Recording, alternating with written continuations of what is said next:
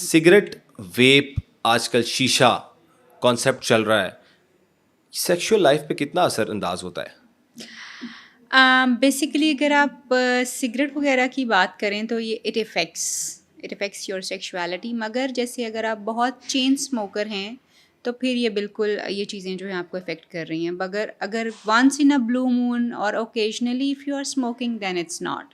Europe में शायद आप में से किसी को एक्सपीरियंस हुआ हो ये देखने का कि अब ये बाकायदा तौर पे उनके पैक्स के ऊपर मेंशन होना शुरू हो चुका हुआ है कि जी it affects your sexual health basically. So ठीक है। इसलिए आपको you need to be very cautious about this कि जी आप, मैं ये नहीं कह रही कि बिल्कुल 100% आपको इफेक्ट करता है, but this can be one of the factors जो कि आपको इफेक्ट कर सकता है अगर आप चेन स्मोकर हैं एंड बस आप सिगरेट सिगरेट सिगरेट किए जा रहे हैं। So it can effect. अच्छा, यस। मर्दों और ख़वातीन में कोई आपके पास ऐसे केसेस आए जिनमें इनफर्टिलिटी आई इसी वजह से, स्मोकिंग की वजह से? नहीं, हम जब इनफर्टिलिटी की बात करते हैं we can not pin point only one reason for that कि जी इनफर्टिलिटी जो है वो उनको इसकी वजह से कॉज की गई है। मगर जब हम इनफर्टिलिटी को ट्रीट करने की कोशिश करते हैं, सेक्सुअल प्रॉब्लम्स को ट्रीट करने की कोशिश करते हैं, तो जितने भी कंफाउंडिंग वेरिएबल्स होते हैं, यानी जितने भी ये XYZ जो रीजंस जी। हो सकती हैं, हम उनको कंट्रोल ज़रूर करते हैं ताकि ये ऐड ऑन ना कर सकें आपकी सेक्सुअल हेल्थ को या आपकी मेंटल हेल्थ को ये इफेक्ट उस तरह से ना कर सकें।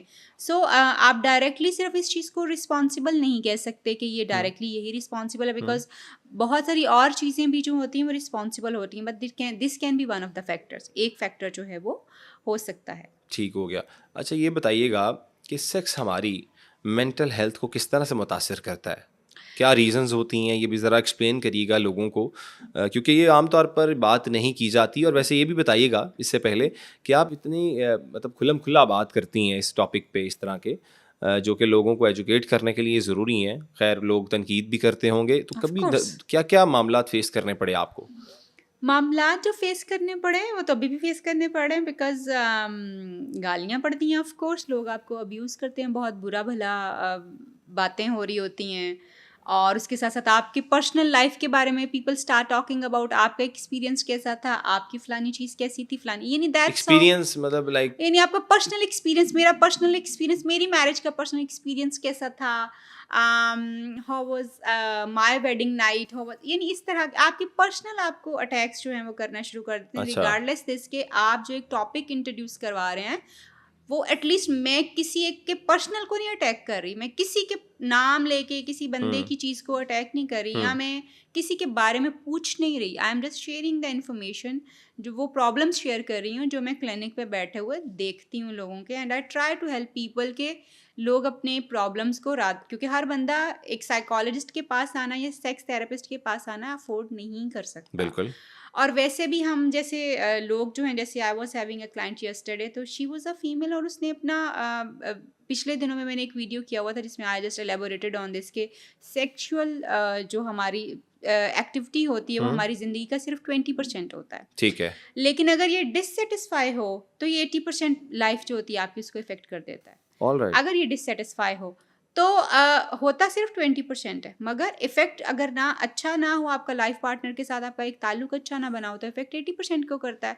And she just claim this कि जब आपके मैंने वो वीडियो सुनी तो मुझे लगा you are talking about me, अच्छा। ये मेरे बारे में बात हो रही है। And I heard from people, अक्सर वो लोग आके यही बात करते हैं कि जी जब आप बात करती हैं और चीज़ें एक एक करके बता रही होती है तो हमें लगता है यही कि हमारी बात हो रही है, हमारे बारे में बात हो रही है, hmm, since people don't know about these things, और उनको लगता है कि ये ऐसे ही होता है क्योंकि ये सदियों से ऐसे होता आ रहा है। और फिर हकीमों ने इतनी अच्छी मालूमात सब लोगों के लिए प्रोवाइड की हुई है, हर बंदे को उन्होंने, एक नॉर्मल बंदे को भी बीमार किया हुआ है, तो लोगों को लगता है कि हर बंदा जो है वो बीमार है, जबकि बीमार है। पाकिस्तानी जो पॉपुलेशन है, it's been 15 years I am working with this field, और मैंने शायद हार्डली कोई ऐसे बंदे देखे होंगे 15 सालों में जिनको इन एक्चुअल सेक्सुअल प्रॉब्लम्स होंगे, इन अच्छा, एक्चुअल सेक्सुअल प्रॉब्लम्स होंगे। ये 15 सालों का जी, एक्सपीरियंस आप बता जी, रही हैं, जिसमें बिल्कुल। आप ये क्लेम कर रही हैं कि 15 सालों में मैंने शायद इन एक्चुअल हाँ जी। शायद कुछ ही केसेस कुछ देखे केसेस होंगे, होंगे जिनके एक्चुअल प्रॉब्लम थी। प्रॉब्लम्स हैं और उनके एक्चुअल प्रॉब्लम्स भी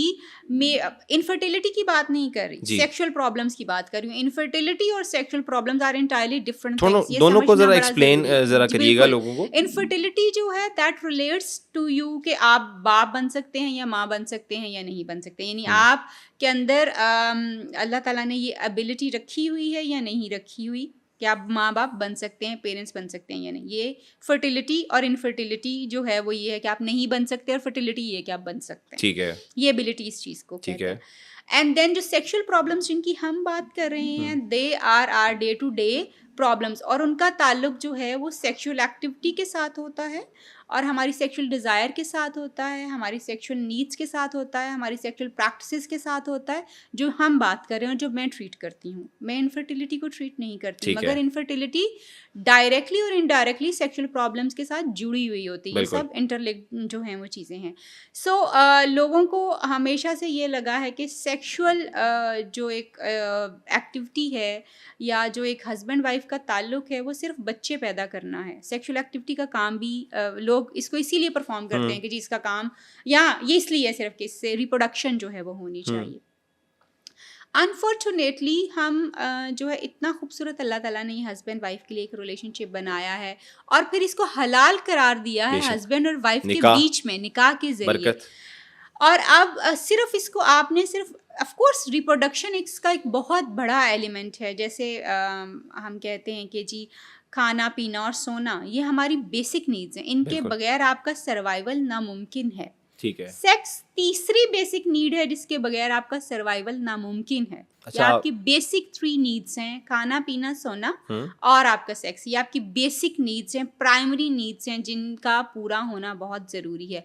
ऑफ कोर्स हमारी हर नीड जो है ख़ास सर्टन टाइम के ऊपर जाके एक्टिवेट होती है। बिल्कुल। किस तरह से हम खाना पीना, तो जैसे पैदा होता है एट बच्चा, सम सर्टेन एज Exactly, जैसे आपको उसकी जरूरत पड़ती है। ठीक जैसे है। बच्चा पैदा होता है वो फौरन खाने पीने के लिए रोना शुरू कर देता है, उसको नींद और खाना पीना शुरू से ही चाहिए बिल्कुल। होता है। अब उसकी जो सेक्सुअल डेवलपमेंट है वो उसकी 1.5 ईयर की एज से शुरू हो जाती है, ठीक है। विच starts with the exploration of his body. वो अपनी बॉडी को एक्सप्लोर करना शुरू करता है, ठीक और है। अपने जेनिटेलियाज को, जो उसके प्राइवेट पार्ट्स हैं, उनको टच करता है, उनसे उनको प्लेजर भी एक्सट्रैक्ट होता है। यानी दे जस्ट एक्सप्लोरिंग और उसको टच करें, मगर उस वक्त ज़रूरत नहीं है, अभी वो अपनी बॉडी को एक्सपीरियंस कर रहा है, उसको एक्सप्लोर कर रहा होता है। ठीक है।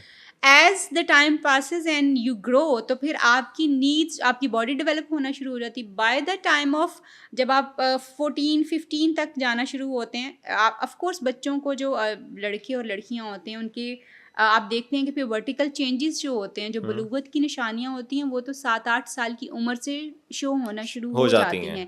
मगर नीड्स की सेटिस्फेक्शन या नीड्स की तरफ जाना जो है वो आपको 17-18 ईयर्स की एज के ऊपर, एट द टाइम जब ऑफ आप बालिग हो जाते हो, आप प्यूबर्टी को पहुंच जाते हैं, कंप्लीटली आपकी बॉडी फुल ग्रोन अप होती।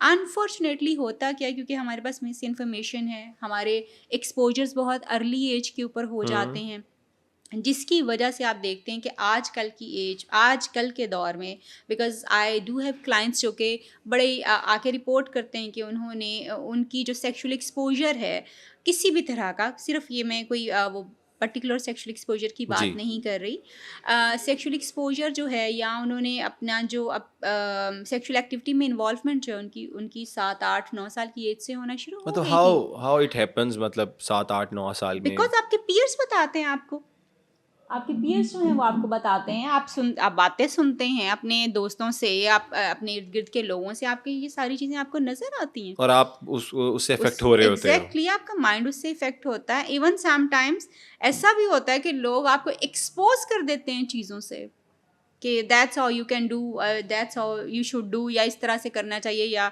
आई can even quote my few of the cases जिसमें I was having a client जो कि अडल्ट है अब, लेकिन ही सेड कि he been abused when he was just 9-10 years का वो बच्चा था। तो जब उसको उसकी फैमिली के किसी इमीडिएट मेंबर ने उसको अब्यूज़ करना शुरू किया था, तब से अब उसका एक 9-8 ईयर्स का बच्चा, जिसको अभी सेक्सुअलिटी के बारे में उस तरह पता नहीं है, उसकी बॉडी ग्रोन अप नहीं है, पूरी डेवलप्ड नहीं है, आप उसको एक ऐसी चीज़ से एक्सपोज कर रहे हैं जो उसके लिए नहीं है, मगर जब आप उसको रिपीटेड एक्सपोजर्स के ऊपर लेके जाते हैं तो उसका बॉडी सिस्टम एक्टिवेट होना शुरू हो जाता है, starts extracting pleasure out of it, और फिर आहिस्ता आहिस्ता वो उन चीज़ों की तरफ जाना शुरू कर देता है।